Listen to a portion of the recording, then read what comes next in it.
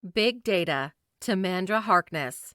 You've probably heard of the term big data before. If you, like so many others, have no idea what it means or what it's used for, Harkness's big data will help you understand. You might not be aware of it, but big data has become a constant aspect of our lives and has found its application in areas ranging from hiring decisions to democratic processes. So get ready to learn more about it. What is big data? Big data is used to collect information, analyze it, and even predict the future. It describes large amounts of data sets that are combined in new ways to profile people's decisions, for example. Big data can take a variety of forms and is amassed extremely fast and in real time. Since big data comes in such large formats, many often believe that it is complete. That's why many companies and government organizations turn to analyzing data instead of performing surveys when they want to gain insights. This marks a shift in how we gather information in the modern world. Data is often compared to oil as the raw material that will power the next industrial revolution. To define big data, Harkness uses the acronym BIG DATA. It's big, it's got many dimensions, it's automatic, it's timely, and it uses AI, artificial intelligence. Big. To give you an idea, the 2009 Big Data Special Report was handling several petabytes of data sets. 1 petabyte is 1,024 terabytes. To give you an idea of how much data that is, portable hard drives usually hold about 1 terabyte, and they can fit in the palm of your hand. Dimensions. Big data allows you to link data sets of different kinds and analyze and discover patterns. Automatic. Big data is automatically collected and converted. In London, you can take the bus or the tube using your Oyster card or bank card to tap in and out. That way, the system knows where you got on and off, as well as your address and your name. Time. Big data allows you to predict certain trends. For example, how do supermarkets decide when to start selling barbecue supplies? Data analytics company Black Swan helps predict shopping trends by analyzing Google searches, social media posts, and the weather. Big data changes rapidly as it is captured almost in real time. AI. Robots and devices with artificial intelligence are self-learning machines. For example, they can teach themselves to tell the difference between cats and non-cats in pictures by spotting and recognizing patterns or using simple logic processes such as math. They are often used to analyze big data sets. Using big data for analysis. Especially in science, big data is often used for analysis. For example, in the field of neuroscience, big data is used for brain scans. Neuroscientists often employ AI algorithms to spot patterns and sort brain scans accordingly. Functional MRI now allows us to see changes in brain scans in real time. Professor Van Horn, a neuroscientist, uses the information available to look for rare genetic variants associated with Parkinson's disease or autism. To do so, he links genetic databases to his personal database of brain images. The use of big data is especially useful in the field of medicine, as it can help identify risk factors for illnesses such as cardiovascular disease or cancer. Big data sets can include anything ranging from people's postal codes to meteorological records, and allows users to link findings in new ways. The NHS, National Health Service in the UK, for example, collects and centralizes large amounts of medical data. This allows researchers and medical professionals to use statistical techniques to discover important links between patient behavior, the environment, and health outcomes. Therefore, public health organizations can identify small factors that could potentially improve the longevity of a population. Even though using medical data for medical research seems appealing, there is a downside. Medical data could also be collected to assess your eligibility for health insurance. In fact, some companies in the U.S. already encourage their employees to wear Fitbits to track their fitness. Using big data to predict the future. Big data has many applications in the business world, from monitoring energy consumption to tracking shopping habits. It is also used to predict the economical future. Customer intelligence companies such as dunnhumby USA use existing data to predict food trends.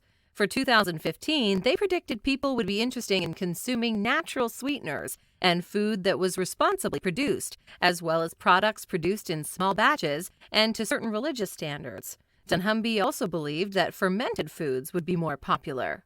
dunnhumby has access to 770 million shoppers around the world. They can collect the data from all these people through club card schemes, for example. You may swipe these when checking out, meaning you earn points to spend in store, while they earn your data to predict future shopping patterns.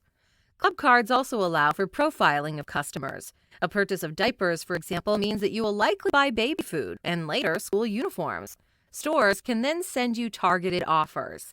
These days, the club card scheme has been taken one step further. Information such as bank card data, cell phone locations, and social media posts are easy to gather and can help predict future behavior. It should be noted, however, that although big data is good at recognizing patterns across populations, in order to see the big picture, it cannot possibly predict how individuals decide to live their lives. Another field in which data is used is in democratic elections. YouGov, a global data company, predicted in 2015 how every UK constituency would vote ahead of the elections. In the 2010 UK general election, the Conservative Party used a database purchased from a credit reference agency to target possible voters. With this information, they sent out leaflets about childcare and schools to parents, and leaflets on pensions and crime to retired voters. Political campaigners now know more about you than you wish to tell them. Is transparency a good thing? The last two examples may have made you feel a bit uncomfortable. Surely it can't be right that anyone can access personal data that you do not wish to share. Privacy is one of the biggest concerns with the use of big data. Of course, transparency isn't always a bad thing. Members of Parliament in the UK allow you to see exactly what they do in parliamentary sessions and what expenses they claim. Transparency also finds its application in other areas as well, such as the prevention of terrorism. Transparency, however, is not the same as accountability. When an individual shares data, it needs to be in a form that can input easily into a computer. Permission is required to allow others to access the information, as well as the ability to use and share it. It also needs to be made traceable so that it can be connected back to you in order to verify its authenticity. Finally, it must not infringe on anyone else's privacy. The issue of privacy is more complex than simply removing people's names, however. Even when your data has been anonymized, it becomes increasingly easy to link it back to you. In January 2015, the Massachusetts Institute of Technology showed how easy it was to link data sets and trace untraceable data back to an individual, starting with anonymized credit card records, using the date and time of transaction, and linking that to social media posts. This means data is pseudo-anonymized. A rise in big data is linked to a loss of privacy. We should all be asking ourselves to what degree surveillance and data collection practices are reasonable. Governments need to be transparent on the amount of data they collect, unlike in 2015 when it was revealed that the UK had been using its Secret Service to routinely intercept phone calls for the previous 10 years. Big data isn't neutral. One of the big pitfalls of big data is to believe that it's neutral. It's just data and numbers after all, so it must be neutral, right? Let's not forget that it was humans who created the algorithms analyzing the data. Humans who often are guided by subconscious bias. On top of that, the interpretation of algorithms always depends on what they're being used for and what kind of data they've been fed. Take crime monitoring as an example. Graham Tiffany, a community philosopher in Leeds, is worried about a new development called at-riskism. That is, crime monitoring units around the world that analyze big data and use it to predict who is most likely to commit a future crime.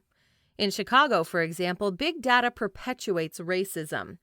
Algorithms define the people most likely to commit crimes by analyzing and putting together data such as past criminal records, police records of friends and acquaintances, and whether any of their close contacts have been a victim of crime. Consider this for a second. Having a criminal record doesn't necessarily mean you will commit future criminal acts.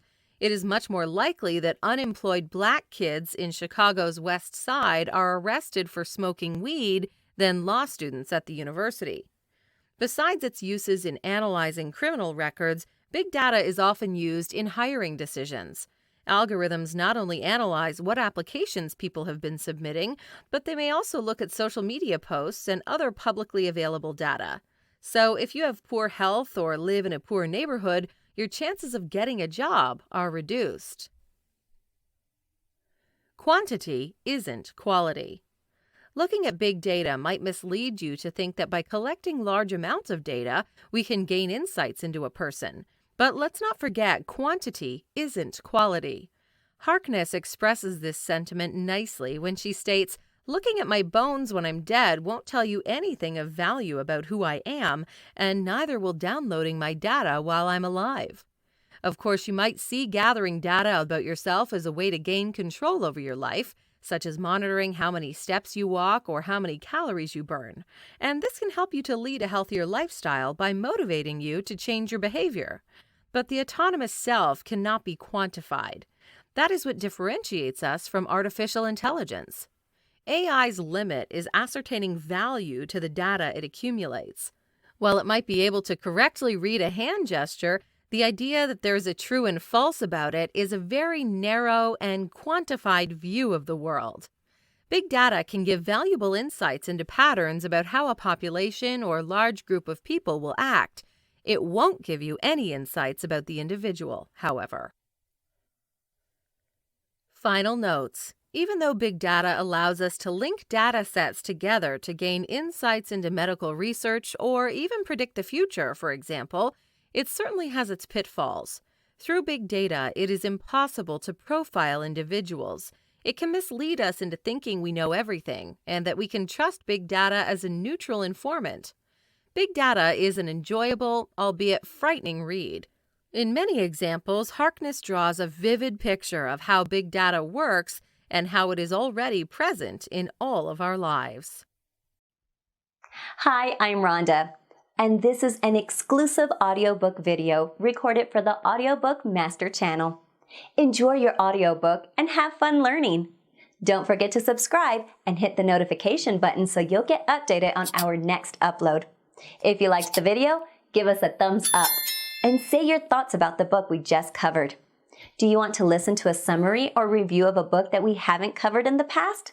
Say it in the comments below or send us a message. Don't forget to check our other uploads. Enjoy listening!